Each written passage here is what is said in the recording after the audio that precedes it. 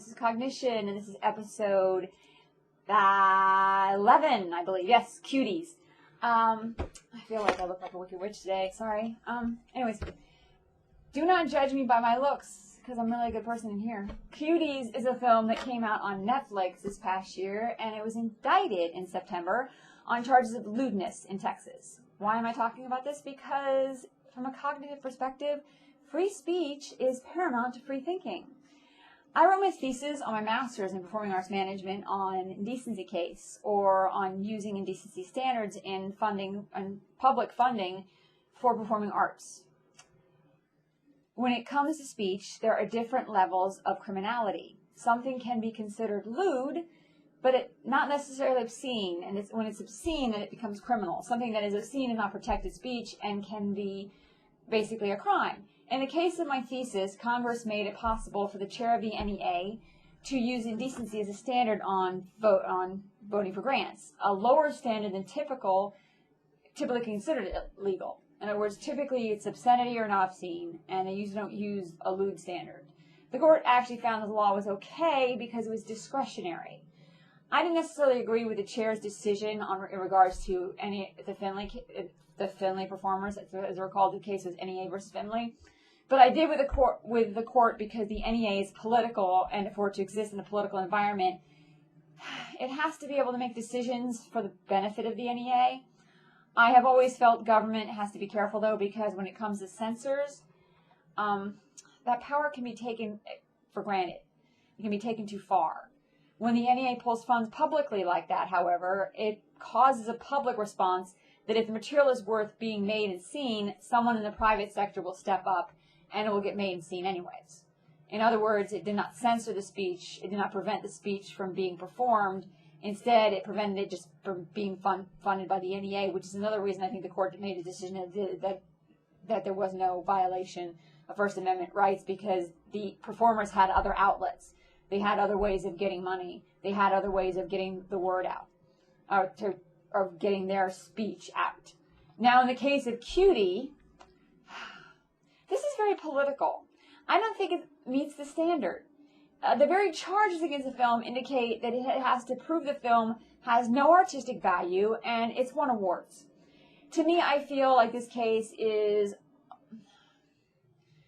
laced with traces of bigotry and hypocrisy. It really is.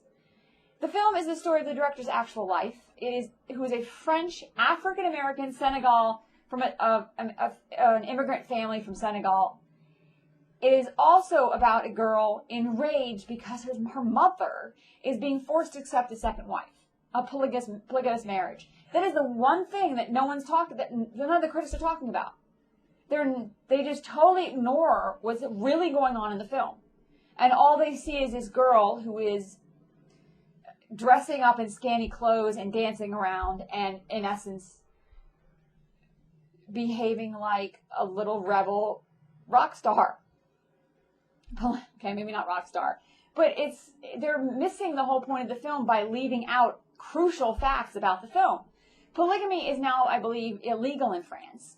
But not that long ago, it was actually legal. Obviously, at the time of the film, it was legal. Spoiler, all right? This is a spoiler for the movie, so don't, whatever, okay? The most crucial scene, in my opinion, in the film was when a religious leader in the community tells the mother she does not have to accept the marriage, she can get out of it. And he points to the daughter and says, there is nothing evil here. And it makes me wonder, did the people who are calling this movie in question, the Republicans and conservatives, the congressmen, the lawyers who are wanting to file charges against this movie, did you really watch it? Did you really read the subtitles? And did you really understand what was really going on?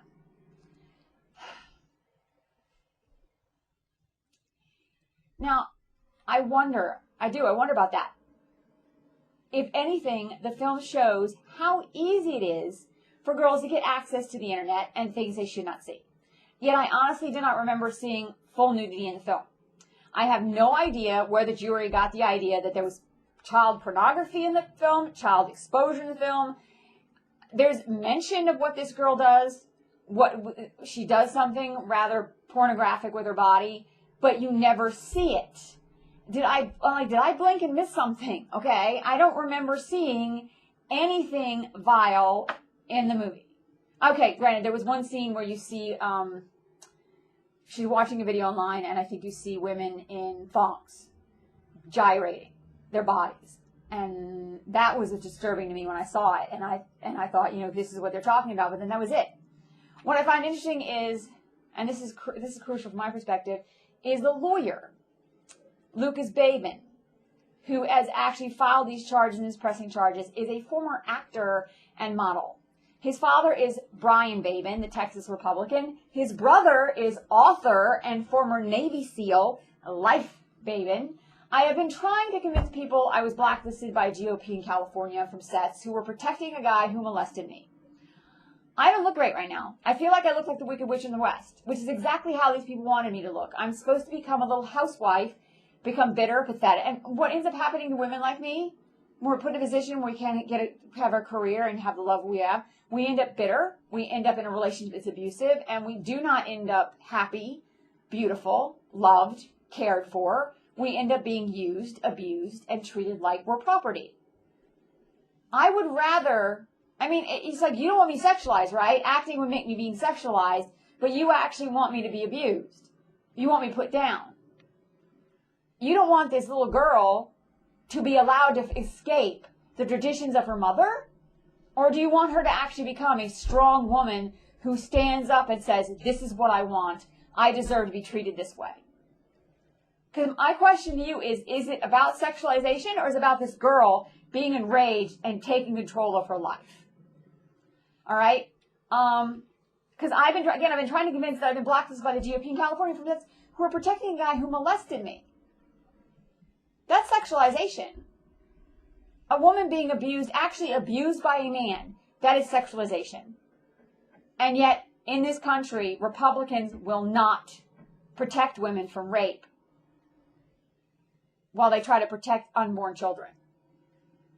I've been living in a Gilead for 10 years without any ability to have control over my own life.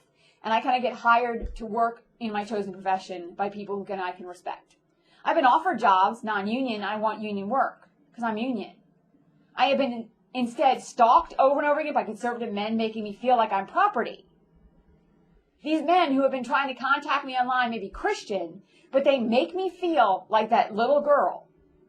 The sexualization you talk about this little girl being sexualized, every time one of these men contact me, I feel like an object. I feel like this man wants to grab me and make me do things I don't want to do. You have no right to contact me if I don't know you and insist we have a relationship, insist we build a relationship. That is just as bad as this girl potentially being exposed to child pornography, which she isn't in the movie, really. There's no child pornography in the movie. There's no actual sexuality of a child in the film. The only women who behave sexually, really strongly sexually, are these women in this video that she watches, and they're full-grown women. It kind of surprises me that the DA is a former actor, but it doesn't actually, because I came to California thinking that actors were mostly liberal. The truth is that some of them only seem liberal on the surface. Lucas Babin was actually Spider in Schoolhouse Rock. He also starred in a Portuguese television show and speaks Portuguese fluently. I find that interesting too because I wonder if he knows a teacher I had, Will Wallace, who worked in Spain as a lawyer, who is from Texas. He's a lawyer from Texas. I did scene work with him with one of his students who spent a lot of time in Portugal, Paul. We did scenes from Oleana together. He played the professor, I played the student. Actually, Paul wanted to do it in front of a major producer, and my understanding is Will nipped it in the bud. And it makes me wonder now, looking back, if he was talking to my parents. My parents were probably telling him, no, our daughter, we don't want her to be an actor. We want her to wake up and get a real job. She's supposed to be working as a lawyer. And I don't think he understood the fact that I have more theater and acting background than he did. He did math in high school, math in college. Apparently, he didn't really train in theater in college. I did. My entire life is now ruined. There is no me going to practicing law at all. I trained to be a journalist. I'm not capable of practicing law. I am incapable of being a practicing attorney. I am incapable of doing that kind of work. I don't like arguing in court. I don't like fighting. I don't care how much money, it just stresses me out. I can't do it. The very idea of working as a lawyer, actual lawyer, freaks me out. I do not want that responsibility. I don't. Sorry. I would rather do something that is less stressful, less anxiety, and that actually was in my purview of who I am as a person and what I'm capable of. Because I have a higher IQ than most people, and you really can't tell someone with my high level IQ who I am as a person and what I'm supposed to be doing. You have to respect the fact that I know what's best for me, that I know what I can deal with and what I can't. I didn't get 3 degrees by the time I was 30 by having people basically insinuate that they have the right to dictate my life. And that's part of what this movie is about. This little girl being enraged at the fact that she has no control over what's going on around her. She has no control of the fact that her mother is basically being put in a position where she has to accept a second wife. And that basically Cutie has to accept a second mother. You know, by the way, Will Wallace is Terrence Malick's stepson. And again, I want to stress he's a Texas lawyer. When it comes to thinking, you have to look at people and really see them. What this says to me is this case about Cutie is this case is political, attention grabbing. Babin may believe he's in the right, but I doubt the court will see it that way, or at least the court beyond Tyler County, Texas. I hope. From what I have read, Netflix isn't going to go to jail. Corporations usually don't go to jail for a corporate crime like this. They can't. I mean, it wasn't exactly the decision of one person. They can't throw everyone in the corporation to prison for an act of a handful of people within the corporation, and trying to decide who should go to jail and who isn't. It's a nightmare all to itself. They may have to pay fines in the 5 figures. Slap on the wrist for Netflix. I hope they appeal, and I hope they get the whole thing tossed. I could see a dangerous precedent that would inhibit free speech if they don't get it tossed out.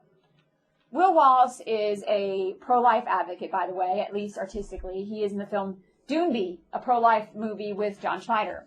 Babin's father, the Republican representative senator, is also pro-life.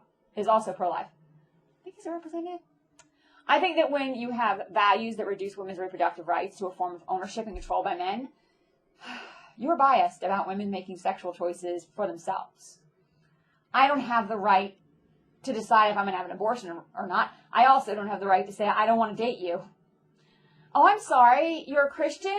I've actually had a guy online contact me and say that he was Christian, want to talk to me, and when I rejected him and said, well, you need to move on. And a friend of my parents back east Amelia Adams recently sent me an email saying, you need to move on. I need to move on from the entertainment industry acting to what? What?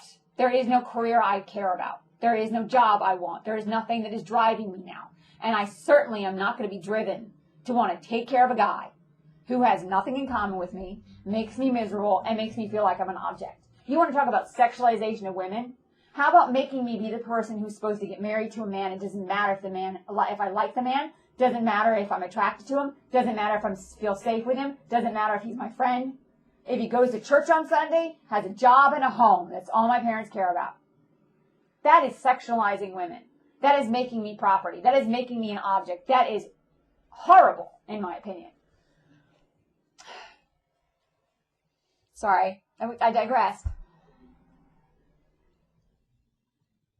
Will Wallace is in the movie Doomby, a pro-life movie with John Schneider.